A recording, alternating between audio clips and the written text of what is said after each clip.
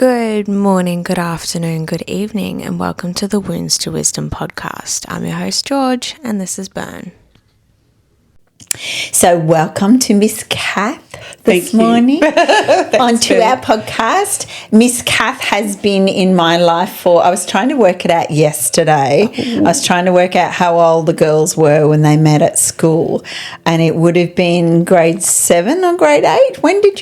When did they come over? Oh, gosh, you've asked a really good question there. It was probably it was later than that. It was year 10, year 9 or 10. It'd have to be 9 because Chelsea was my beauty school dropout at the end of year 10. Okay, so I think it was year 9. Yeah. So that would be like 12 years. That long? 11 or 12 years. Gosh. I know, right? That's actually ridiculous. I doesn't feel like it doesn't that. feel like that. It feels no. like maybe 3-4 years. So I want to say, tell the story because you tell it so well. Tell the story of how we met. Okay. And don't leave anything out. It's actually a really interesting story. I was thinking about that on the way here. I absolutely believe now that there are certain people in our lives that we are meant to meet. Yeah. Those reasons for meeting could be different, as varied as anything, whether it's learning something, growing, having a challenge with that person. But I truly believe that there are people that we are just meant to meet, and we meet them at the right time. So this story is an interesting one. My daughter Venice was going to school, and we lived in Helensvale at the time, and it wasn't the school for her. She needed a different place. And so I was thinking, as all mothers do, where is the best school for my daughter? And I weighed up the pros and the cons.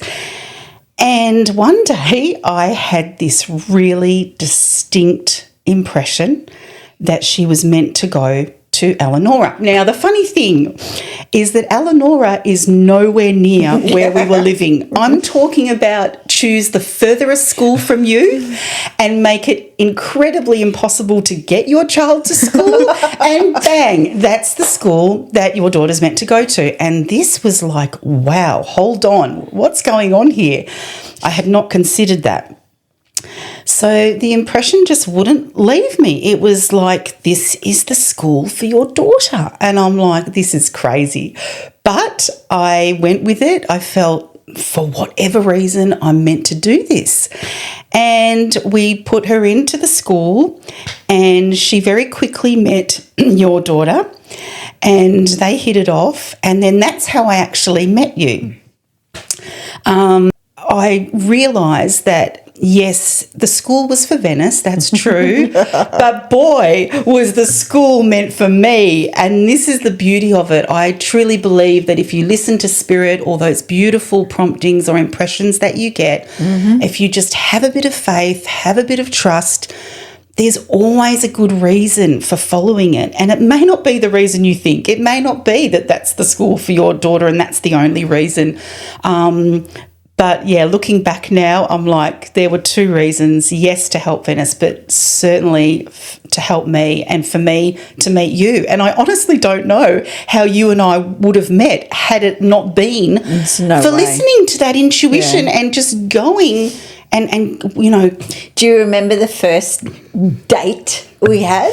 Oh, yes. We had a mummy date while the girls played.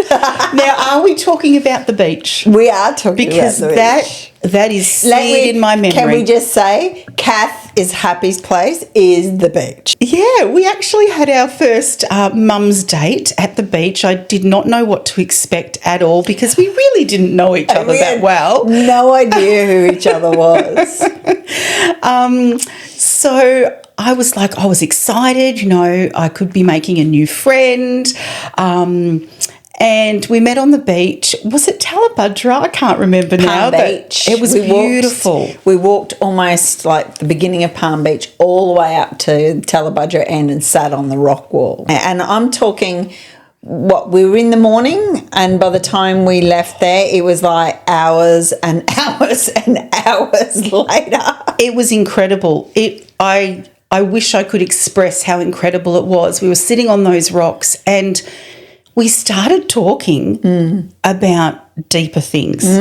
Not It the was normal never chit-chat. surface. It was never.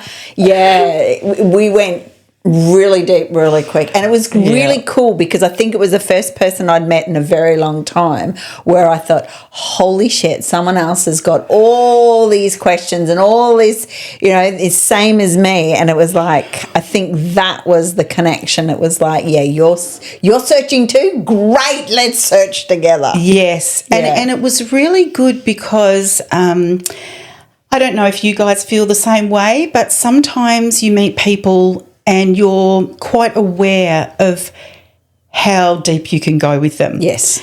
Yeah. And you don't want to freak them out. You don't want to scare them. You just want to, obviously make sure they're comfortable in whatever conversation you're having. Oh, my God. If you weren't who you were, then you would have been freaking peaked out with me the way I was. I loved it. And it was funny because I soon realised, because we were sitting on those rocks for hours and hours and hours, and I soon realised that it was safe to be myself, that I felt there wasn't anything I could say that would freak you out. Yeah. And I'm like, oh, my gosh, there's someone who I can really relate to on all these different levels. If anything, I thought, this chick is going to run any minute now.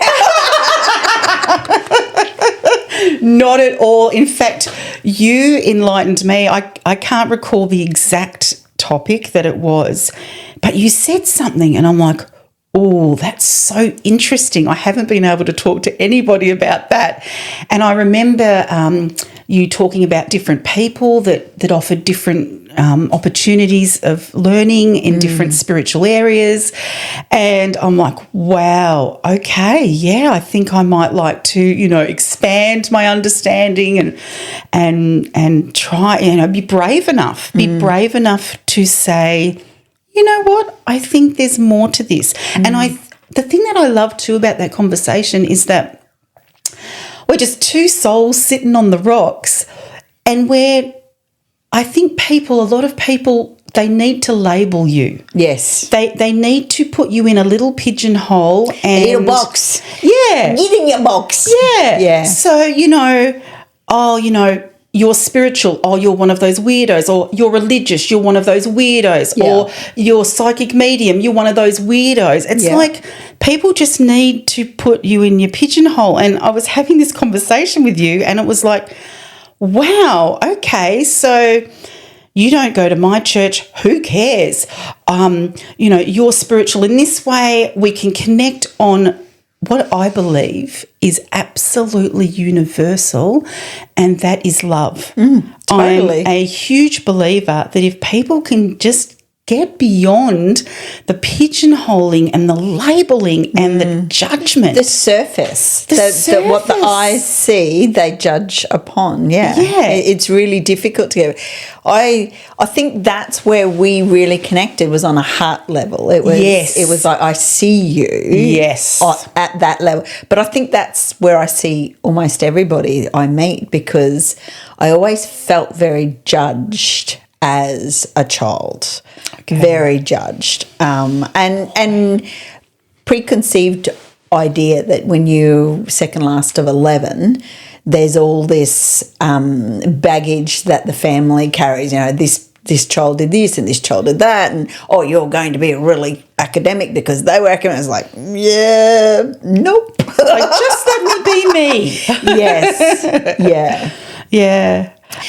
I feel to say, I just wanted to mention I was very lucky growing up. I have wonderful parents who are so humble, and they genuinely taught me what it is to love someone. Mum would have anyone and everyone come for dinner. If she thought someone was struggling, she'd go over and bring them meals. She'd help them with cleaning. She'd babysit their kids. And my dad, oh my gosh, he was incredible. At his funeral, there were hundreds and hundreds of people. And I would have said about 400, 500 people, and people would come up to me and say, oh, your dad counselled me when we were having marriage problems and he helped save our marriage. Or someone would come and say, oh, did you know my dad came and visited me when I had the baby? And I'm like, oh my goodness, my dad lived this secret spiritual life where he was just going about loving people. Yeah. And so I feel very privileged, very blessed that I had two humble, loving parents that taught me it doesn't matter if you're Muslim, Catholic, Mormon, it doesn't, that is just labelling to divide us. Yeah. They were all about, this is another human being, let's just love them, you know. So I just felt to share that because there are so many good, genuine people in the world that are doing that. But do they get on the nightly news? No, they don't. It's all the fear-mongering and the division. But there are people in this world who are making a difference, and they're doing it quietly and humbly. Think you've got to have the eyes to see it, though. I think a lot of people are in their suffering, and that's all that they can see. That gets very, and as you know, if you're suffering from pain day after day after day, you can understand how that happens, because you know that's all you're thinking about, because pain really wears you down. I have a husband that suffers from pain every single day, so it wears you down.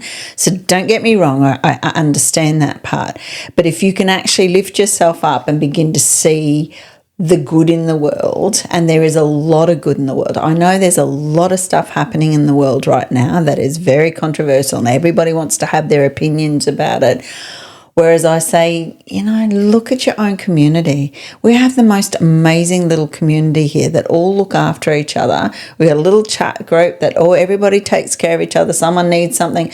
Like our transformer blew when we had the cyclone come through, and it just literally blew up on fire. We had people coming out of the work, we can do this, we can do that. We had another Alecki come over, and they were brilliant, We had been here for like maybe 2 months. Yeah. We had barely met anyone in this neighbourhood, and like across the road, are you okay? Do you need anything? You can come to our house to have a shower. The one next to them, we have a generator. I'll give you the generator. You can use it until they come out. They're going to take a while. Like all these people we had never met before, never had a conversation with. Yeah. They're like, here is everything that we have that we can give you. Take it. Yeah. And that to me is what community is about, is having each other's backs, taking care of each other. So I sort of say bring yourself back to your community, to your house, to your family, to what's happening in your life, and you can see the good. You can see what's happening. But going back to what you said though, when you said that you see everyone with love and no judgment, I go, well, you've also done a lot of work to get there. Like you have been able to release a lot of your baggage so that you're not looking at your life through the lens of that baggage. I have, that was a process, because I also did a lot of people pleasing in my lifetime. And I also think that I took a lot of friends on that I would never have taken on had I have had more self-worth. And I think that comes, it's part and parcel of learning, isn't it? We come here to learn, grow and evolve, and we'll have certain lessons in life. And one of those ones was, self-love for me, big time. And just learning my own self-worth, that I'm okay the way I am. I don't have to be somebody else. And I think that really rubbed off on me, because I was always about the little fella. I was always trying to lift up the little fella, because I knew what it was like to be the little fella. But I think also taking into consideration that our particular family has like a generational pattern of self-sacrifice. Totally. And the feeling of powerlessness. So you add that on top of your then personal life experiences, it would have been hard to work through that. So you're talking ancestry on top of your there was a lot to learn. Or just someone over here had a lot to learn about self-love too, didn't you? Oh, you betcha. Just going on from what Georgia said, there's actually a book that I read called The 4 Agreements. Oh, yes. And it's in this one here. It is fabulous. I think the author is Don McGay or McGill, something like that. But it's called The Four Agreements. And one of the agreements which really hit home to me is don't make assumptions. So let's say you see someone behaving fairly poorly in your eyes. Don't make the assumption, oh, they're a bad person, they're not worth knowing, all the things that go on in our heads when we view a situation. We react. It's just like, road rage. If you see someone cut you off and you curse them and you get all upset and you're like, oh, they're such a rude driver, they're so awful. You don't know what's going on. They could have an extremely sick child in the car. They could be racing to the hospital. Yeah. And so when Georgia said, we look sometimes through the lens of our suffering, we look through our own thoughts. Our thoughts can be very deceiving because, as he said, don't make assumptions if you see a situation because you could be so wrong. I always say it says more about them than it does about you. How you respond or react will say more about you. Yes. So, if you're seeing that, you sort of send them love and go, I hope everything's okay in your world for you to be cutting me off like that. Yes. Rather than going, hey, you fucking asshole. Don't get me wrong, I've been there. That's one of the things where I went to the doctor and said something's wrong. I want to fisticuff people, road rage in my car. I'm yelling at people in my car. Something's wrong. Oh, let's check your hormones. It's like, well, no. I was getting to that point where, we all get to that point in life where it's like, I need to just stop and take a big deep breath and just reassess life. Yes. It's actually my go-to though. Like if I see anyone driving badly or speeding or cutting people off, I go, that is a husband trying to make it to the hospital because his wife's about to give birth. Yes. We have to get him there. Yes. Yeah. So you show compassion rather than react and show aggression, which is, But it also, like, the way they drive has got nothing to do with me. Yeah. Like, why do I need to attach myself or feel the need to react to that? Because you just steer clear. Yeah. I'd love to share something on this topic if that's okay. There was an incredible man. His name was Roger Anthony. And he was a very successful motivational speaker, and he was a world champion speed boxer. The boxers that. And I had the privilege to get to know him, and he gave a speech one day that absolutely hit me to the core in so many ways. And he shared an experience of when he and his wife were driving, and there was someone who did something really stupid, and they would get really worked up about it. They'd get so angry and reactive. It would literally ruin their whole morning.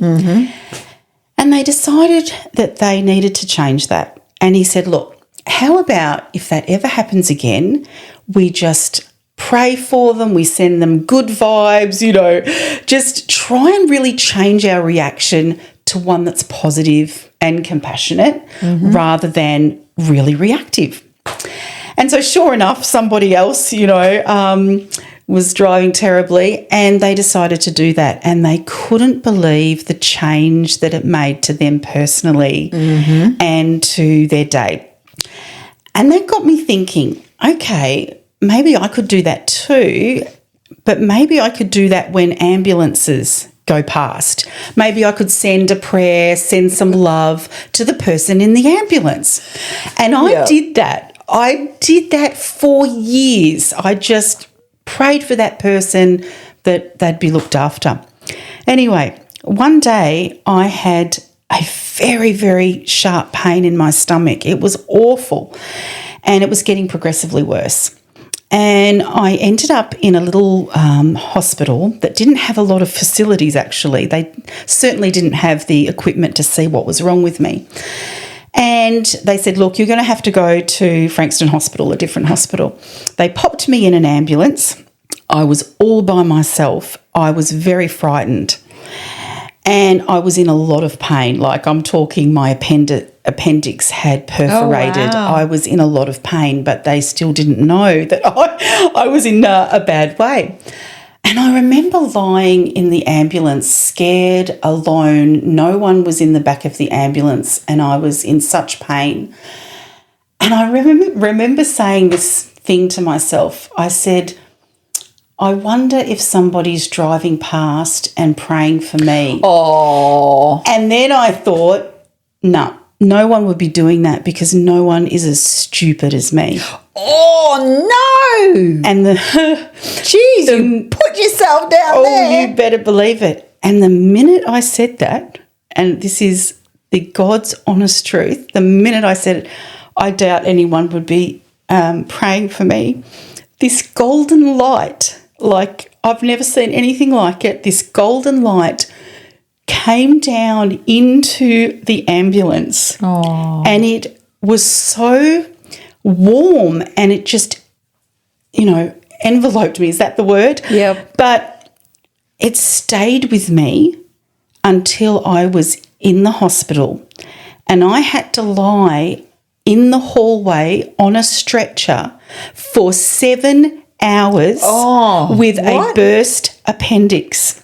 Oh. And this light, whatever it was, this golden light, actually calmed my body down, so I wasn't in any pain whatsoever. Oh, you were being taken care of. I was being so looked after. Now, the point I want to make here is what that taught me is that what we give out does come back. Yeah. And God, Creator, whatever your belief system is so happy when we love. So that love for all those years that I was giving all these strangers that I thought I wasn't making any difference in this world, when I needed it most, it came back tenfold. Yeah.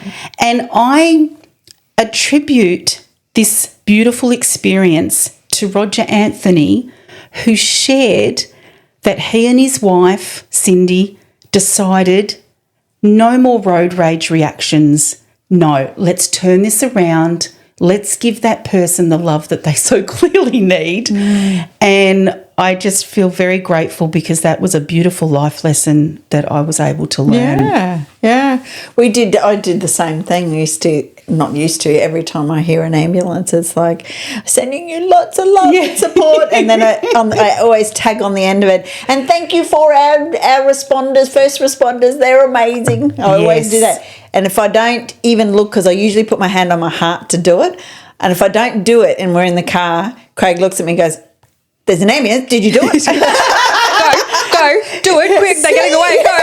He's like, well, you can do it. And see, you're having a positive effect by just being that, beautiful example to your husband. Yeah. I mean, there is so much power in the power of one person doing one simple, beautiful thing. Totally. We don't know who we affect, but I honestly believe we are that stone that gets thrown into the pond and has this beautiful ripple effect. Yeah. We may not see that effect in this lifetime. It doesn't matter. What matters is we're being true to ourselves, we're loving ourselves, we're loving God, Creator, we're loving other people. I've really boiled it down to that. If we have to boil down, our lives into one important word, for me, that's it. It's love. Yeah. Yeah. Yeah, no, I totally agree. Yeah. How do you feel then when people say that you're unable to love others fully if you cannot first love yourself? Oh, good question. That's a great question. I think there's degrees to it. I think as human beings, we're all capable of love, absolutely. I think the degree to which we love ourselves is the degree to which we can love somebody else. And I honestly believe that the majority of people in this world don't love themselves. They they've been either conditioned or abused, or something awful's happened in their life, or they don't realise how much God loves them. You know, I feel that a lot of people punish themselves, they compare themselves to others, they escape into drugs, alcohol, sex, whatever it is. And I think it takes a lot of courage to actually face yourself and say, okay, what is it that's annoying me about myself? Or why do I think I'm not as good as anybody else? Because it can be quite confronting, as I know, because I've had to do it myself, and Bern will attest to this. Happy for her to share that story. But I think we're all struggling in this area. I think a lot of people have, you know, they need to have courage, because I think that's what it takes to really face yourself, deal with the issues that are holding you back. But it's worth it. That's the thing I think we need to focus on. It's worth doing the work. It's worth trying to understand yourself and figure yourself out to try and be happy, be the best version of yourself. I think when you don't know who you are, that's when you flap around and are not centered. You're in everybody's energy, you're feeling everything, and you just feel so like a chaos energy of a cyclone. Whereas when you actually begin to do the work and start to go, yeah, that's not mine, and that's not mine, and okay, yep, because we all have light and darkness within us. It is a balance, and we're not meant to not or hate our dark side. We're actually meant to have them balance out and complement each other when we can actually look at it that way. Like, we had manipulation, control. These were all my so-called, what people would call, negative side, but it was just the part of me that I needed to understand more of what motivated that and why I had that. Was it even mine? Was it handed down? You know, when you come to understand that about yourself, you come to understand so many things of why you do things the way you do. But not only that, like, that's definitely an aspect, I think. But taking it back to what we spoke about a couple of episodes ago was where, like, as children, I don't think we're taught about self-love and how that looks and how to implement that in your everyday life. Like, it's only 25 now and I'm still, you know, working every day to try and implement self-love and those rituals into my everyday life, because it's just not something that I was taught. Yes. And the thing with having children, I remember when I had my first daughter, India, you know, I looked at her after giving birth and she was the most precious, beautiful, scary thing. And I said to my husband, okay, well, I've given birth. Where is the instruction manual? Because you've never been a parent before, and no one hands you this instruction manual and says, hey, you know, this is how you need to be as a parent with this child, you know. So it is a scary prospect in many ways, and unfortunately, I think in many ways the first child is a bit of a guinea pig, but you're absolutely right. I think with parents, if they haven't learnt self-love, self-respect, all of these things, boundaries. Yeah, and their insecurities, their anxieties can be displaced onto their children without them even intending for that to happen, you know, because they will most probably raise their kids in a similar way to their parents. Now, if their parents had trauma and they hadn't dealt with their issues, you can see how it, you know, comes to the and line. I'd really like to reiterate here, the last episode we had, the guest said, I had no trauma in my childhood. And it's like, we don't have to have trauma in our... We only had... I mean, it was so interesting because we had a bigger conversation outside afterwards than what we did have in the room. And it came out that there was just 2 story threads that was holding her back from living her best lives. Wow. And she was more than happy willing to offer that up and talk about it. And actually, we pulled it all apart, how to look at it, and she was able to reframe it into a different perspective and walked away happy as Larry going, holy shit, this is awesome. And I'm like, yes, that's what we're trying to do inside the room. But it's okay. We will grow and evolve, and people will feel like, as you said, when you walked into this room, you felt safe. You felt a beautiful energy. That's what we want to cultivate, and that's what we want is people to be able to feel like that it's okay to process a lot of unprocessed emotions, unprocessed story threads. We don't go back. Like, we live this event. It can just be simply your mother dying, your parent dying, someone dying, and because you're like trying to see that everybody else is right, everybody's fine, just get, you got to do all the deaths, you got to do this. You don't process that moment in the moment, process that emotions in the moment. You go, she'll be right, she'll be right, she'll be right, she'll be right, she'll be right, and then you think, okay, yep, I'll go back to it at a later date. Well, a later date never comes around. Yes. And then 20 years later, you're sitting there and all of a sudden you're bursting into tears, and you have no frigging idea why you're bursting into tears. Yes. Because that emotion's coming up to be heard, to be held, to be listened to, and to be released so that it doesn't no longer hold you back, because it just manifests, it grows. I think that was the two biggest takeaways from like the last 2 episodes that we did, was that trauma is seen to be this really big, scary word, and trauma doesn't mean that, you were assaulted or you were abused. Like for me, we found out that a trauma for me was when I was a child, a toy had been taken away from me, and that was trauma. Yeah. And that created a ripple effect in her life. Yeah, yeah, for many years to come after that. Yeah. And I think the other one is that I love to tell people like my early life and the things that went on with me and how my parents handled it.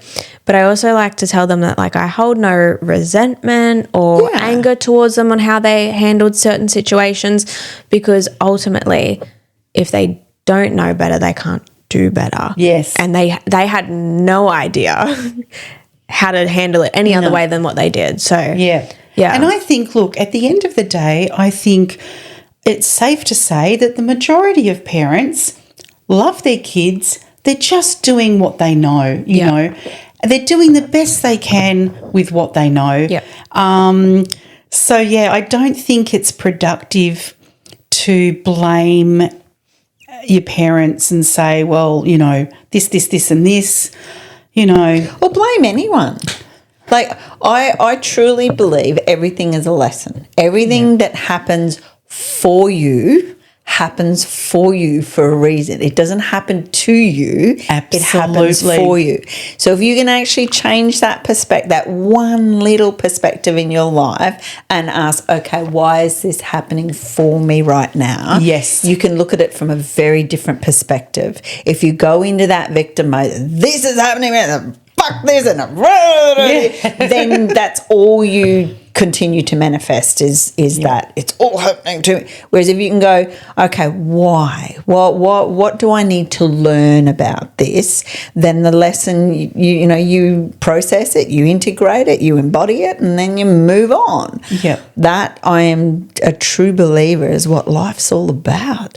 Yes. If we can actually just turn it around to be an absolute gift, that it is something to be lived and loved and cherished and pulled apart, and it is messy. It is, it's meant to be. It's not meant to be all ducks in a row. Yeah. And they say that like the human experience is one of the toughest experiences for us to have, but it's the most rewarding to have, because you get to feel all of this wide array of emotions, and that's a gift. I think that's a gift. Now I can say that that's a gift. Sorry, let me correct myself. How wise has she got, huh? I know. Yeah. I know. As you know, Bern, I absolutely love theme parks. Love them. I've worked at a theme park. Big kid at heart. I am such a big kid, and I was thinking of an analogy that sort of fits in with that. you know, do you want your life to be like a merry-go-round where all you're doing is the same thing? You're seeing the same scenery, you're going at the same speed, you know.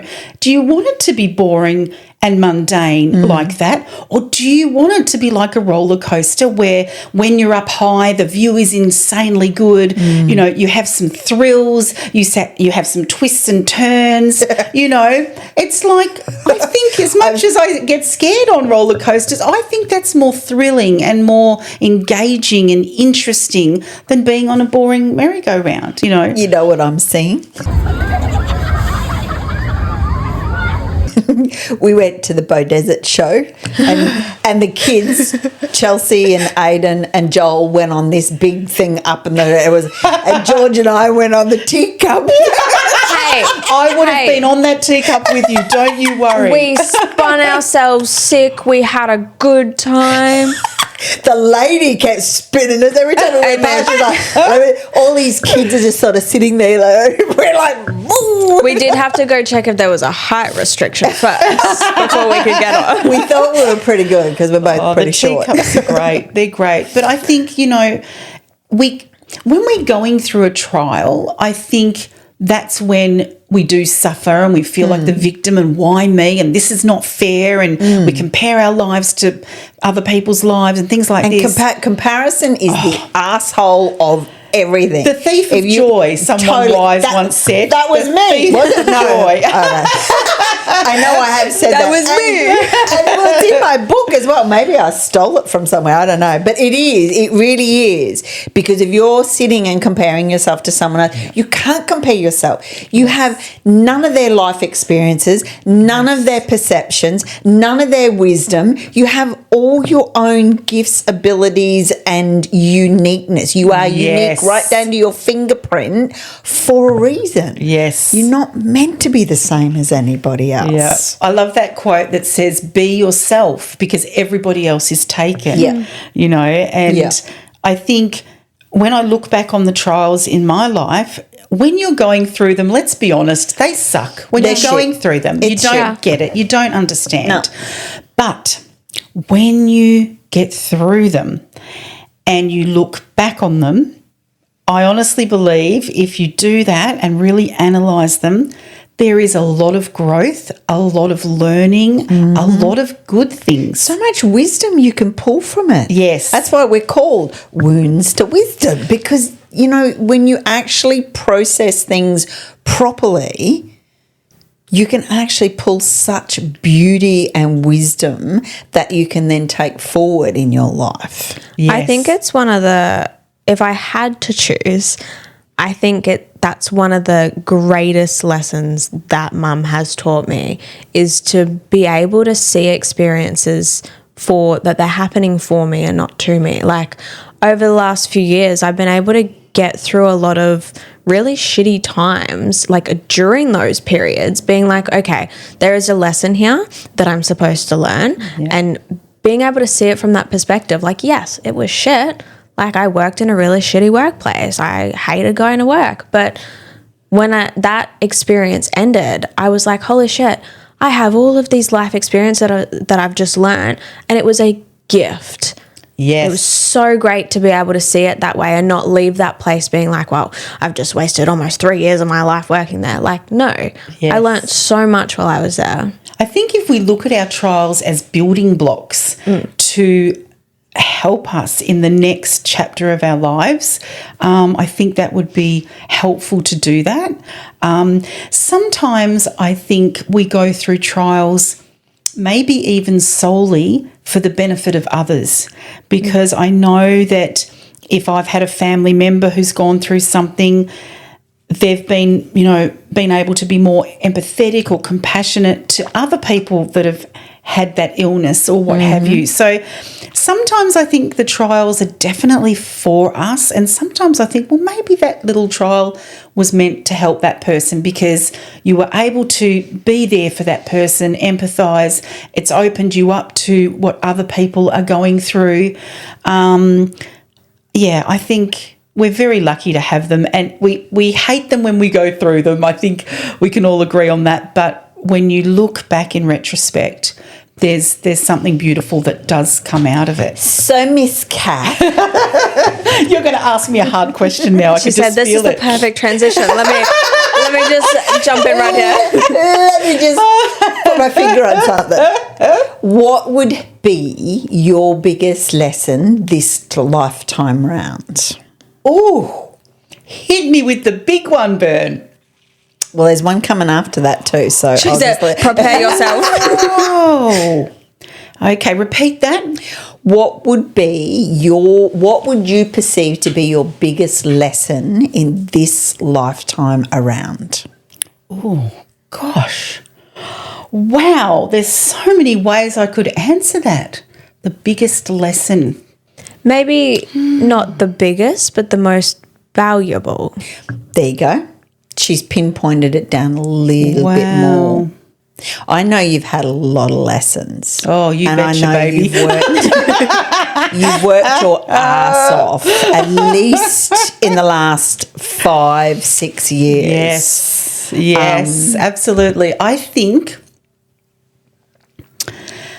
one of the most valuable lessons is be very aware of your thoughts.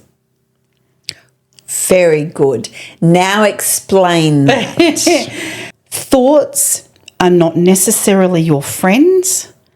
They are things that you need to be aware of and mindful of and make a conscious decision.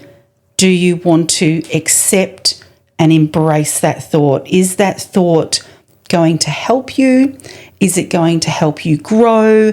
Is it going to help you be the best person that you want to be? Or is it destructive? Is it, demeaning? Is it a thought that's just there to terrorize you, basically? So I think that's probably the most valuable. And is it mine? And is it mine? Yeah. Or is it a memory of what a parent's told you, what a trusted friend has told you? Is it Assumption? assumption, like the book says? Is it an assumption? Is it social media telling you what you should be thinking? And this is where the courage comes in, because when we grow up, we're always given ideas from different sources, parents, religion, politics, media. Friends sitting on the end of the beach on a... That's right. Exactly. Now, But you get to choose Yes. whether you take it on or whether you let it pass you by. Yes. And I'm a big believer of that. I have taken on other people's advice to my detriment, thinking Yes. that they know better than I do. Yet my whole body response was, fuck that, that's bullshit. No, I don't want to do that. Why would I do that? Yes. And yet I did it. Yes. And then I had a whole lesson around that. Lucky me. and that's where the courage to love yourself and respect yourself enough to say, my opinion is important. Correct. What I think is important, I'm the only one that has to live my life, I add value to the world That's right. Exactly. just by being me. So, and this can be hard for people pleasers because we love other people, we value what they say, but you can love and value someone's opinion without necessarily taking it on for your life. Do you know how I know when you are... I'm going to tell a tale. So I will be doing, we'll have that whole conversation and it's always reciprocated. You'll give me some, I'll give you some and vice versa. But I always know you take the diplomatic road and you go, wow, that's really interesting. I'll have to think about that one. And then I go, yeah, that's not for her. That didn't land, and that's okay. Yeah. That's what I found. Funny. Yes. Hey, yeah, That's totally. funny. But I love that about you because you aren't the sort of person to go, you're full of shit, Bern. That's crap. I'm not taking that on.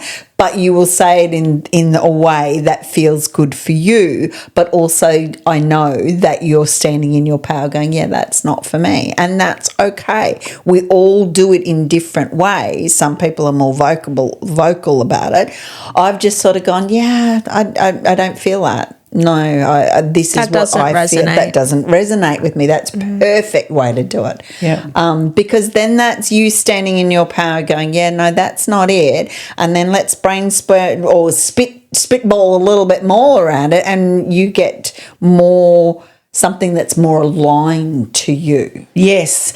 I think I can't take full credit for that because I'm very blessed because I feel very safe with our friendship. I feel that you are the sort of person that seeks to understand me and values what I have to say. You might not necessarily agree with it, but I feel safe that I can express myself even if it's not the same as your opinion. Yeah. Now, we don't find that in everybody, Bern. That is very special. Oh, thank you. Very special. No, I think it is though. Yeah, definitely. Definitely. I think that comes from my life experiences of feeling like what I had to say didn't matter. And that was an assumption. That was not something that was placed upon me. That was just something that I felt because I had all these amazing siblings that were so educated and well-versed and incredibly talented. And I was like, shit, how do I even hold a candle to that? So she decided to buck the system and go the other way. Totally. You did say buck the system, did you not? Either or. So yes, I did. I become the rule breaker because that's how I could help the little fella. That's how I could see, and that's why our catchphrase is we see you, we hear you, we love you, because we do. We see you in your entirety, and you are fucking awesome. Thank you. You are a ray of sunshine in people's lives, and you do so much good in the world. But you just got to give a little bit more to yourself. Yes, and I'm learning that. Yes. And I don't know if you wanted to talk about this. I'm certainly happy to talk about this because if you want to go there, I would love to sing your praises. I'm lost. Where are we? We are going back to a time when, good question, Georgia, good question. So I have struggled, like many, with self-love and self-respect and boundaries and all of those sorts of things. And your mum just helped me to transform that, because I remember coming to see her and she put me in front of a mirror. I mean, how rude is that, to put me in front of a mirror? It's confronting though. It is so confronting. You could not. I couldn't look even at look herself. at myself. Wow. It was, I couldn't do it. It was just too confronting for me. And through some sessions with Bern and through looking at different childhood experiences and learning from that and that sort of thing, I was able to make some changes in the way that I thought and things that I did. And we got to a point where I got to the mirror and I could look at myself and actually say, I friggin' love you. And I smile. do. That smile that you, there was a grin that just came up on one end of her face, and I just went, there she is. And I got a full body chill just there. I said, there she is. She sees what I see now. I couldn't believe it. It was life changing, and I have this distinct memory of walking to the beach after that day and really feeling how much I love myself and that I am a decent human being and I do have something to offer. And it was the best day of my life, and I've had some pretty good days in my life, but that was the best day of my life, because I think once you've got that, you are unstoppable. Yep. Because you're the one in control of what you want and what's best for you, and you're not going to allow other people's judgment of you or their opinion of you or their limited understanding of you to change you. I actually thought about this for those that are into, scriptures. There's actually a scripture that says that man looketh on the appearance, but God looketh on the heart. Oh, that's beautiful. And I was thinking to myself, okay, I go from the moment I'm born to the moment I die, it's just me and God. Yep. And the reason is because it's only the two of us that experience my life, that actually can see what's going on in my heart. Anybody else could judge me and say, oh, she's overweight, or she's poor, or she's a bad mother, or she's this or that. But they really are observing me from an outward perspective. They know nothing about who Kathy Pollard is. And that's why I say casting judgment is the biggest, it is that whole thing. What you put out, you'll get back. So be very careful by casting judgment, because that will come back at you. The only way we break that cycle is to stop. And you know how hard it is to actually stop casting judgment? You have to be constantly conscious of every thought that you have. Now, do you know how many thoughts we have every minute, let alone every day? Too many. Too many. That's why I love that we've just done the full circle back to you saying your thoughts are everything, because we think so many things. We can look in the mirror once or twice a day, or we think immediately so many thoughts about ourselves, but then when you look at someone else, there are so many thoughts. And now it's funny, I actually have seen my son-in-law begin to go, I know I really shouldn't say this. And I'm like, well, if you're already doing that, you're already observing your thoughts and changing the way you think. I say, good for you, buddy. Good Absolutely. for you. Yeah, because it starts with us and how we present and how we see the world. I also think that's like a prime example though of when you do the work on yourself, it ripples out. Like Joel has been in this family for 7 years now, and to see come from a family that wasn't spiritual in any way, had no similar or understanding of our beliefs in any way, and to see him now, I'm like, wow, fuck, you've grown a lot. Yes. You've come a long way. So yeah, and that's literally just from observing mum in her prime, I suppose, after doing all of her work, and then watching me for the last 10 months go and do through my work. It's come so far. And it brings it back to trials, because if Bern had this perfect life where she didn't have any crazy thoughts, what are you saying? What are you saying? If she had this perfect life where there were no trials, no challenges, she would not be Bern. She would not be that influence for Joel or for whoever she's come across. So that's why we've got to look at our trials as something, a seed that's being planted for us to grow and to be a beautiful, positive experience. I love how George said they're gifts. Yes. They are our absolute pearls of wisdom. And that's why I always say, I wrote a book about passing on our wisdom to the next generation. So grandparents actually write in it and pass on their stories and their pearls of wisdom. I think that's incredibly important, to pass that down to the next generations, because you're giving them some seeds and some pearls that they will not necessarily be able to experience because it's a generation gone. You know what I mean? They get to experience something through the eyes of their grandparents. That is truly special. That is truly something. And they may not want to have a bar of it until they're 25, 26 and they're past, the grandparents are passed on. But make it known, they will pick that book up and they will read it and they will get something out of that, because they will go, oh my God, I had no idea Grandy, Nana, Pop, whatever, went through that or endured that in their lifetime or did that. That's why it's so important to be able to share those pearls of wisdom. I think I'm a prime example of that. Mum wrote a book with Nan, so Nan had a book and all the grandkids got a copy of the book. Never picked it up, never interested in it. And 25, Nan's dead, both Pops are dead. And I'm like, you know what? I should I feel like reading that book now. Yeah. But she's been passed for years now. So, like, when the time is right. But but that's the thing. Like, if she hadn't have written that book, I wouldn't be able to learn or understand or ask questions because, you know, she's gone now. Yeah. So, yeah, it is important. It's interesting we're on this topic because I was at a funeral recently and the friend that had passed was not that old. He was 55, I think.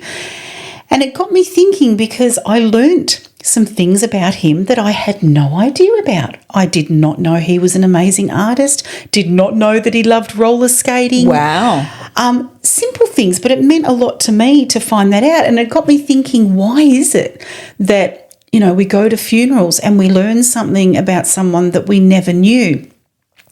And it made me think we really do need to make community and connection a top priority because then we're really going to get to know people and we can enjoy them for who they are, not find out these things when they pass, you know. So what you're doing in gathering people and sharing your wisdom and being there for others, you know, it will have that ripple effect. And I think that's where the world needs to head. You know, we need to just love and encourage and welcome people and be there. Stop the tearing down and the comparison and the reacting to everything. Yeah. But and also start the journey from within. Yes. And moving past surface level shit. Yeah. Yes.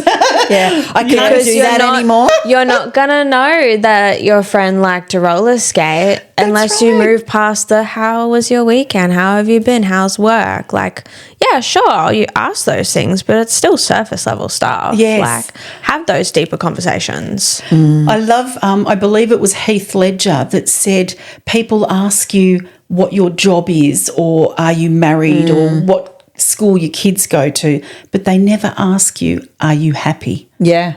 And I wow. think that's what I loved. Wow, that's very deep. I loved about our conversation on those rocks. It was just like, wow, I can actually, I'm safe to be myself.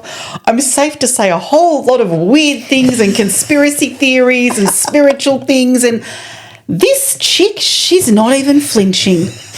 I think she's going to be a very good friend. I would have been like, she's fucking crazy. You're blessed to have her as your mama. And that's why I keep her around. Love you loads, my friend. Love you too. This room is beautiful for those people that don't get an opportunity to come in here. It is just such a positive, the energy is just so beautiful in this room. And it's thanks to both of you for just be seen. Yeah. Because it's you're taken incredible. a lot. It's taken a journey. lot. You know it because you know how many times have you said, okay, Bernie, you being seen yet? No. Okay, Bernie, you being seen yet? No. So it's, you know, of all people, you know, it's taken a lot to get to this place and I dragged her with me. Chip off the old block, actually. I know, right? She's got a lot to offer. Yeah, but she is her own person, her own views, and I love what she also brings to the plate. So Isn't it great? Now you have two people to ask you the hard questions. Don't worry, she can ask the hard questions as well. She gives as good as she gets. Yeah. Thank you, Kath, for coming on today. Yeah. We Thank appreciate you for inviting me. We love you. We see you, and we hear you. Oh, thank you so much. It's been so much fun. I hope to come again one day. Definitely. Thank you. Thank you. Thank you for joining us on the couch today. We see you, we hear you, and we love you. Until next time, beautiful people.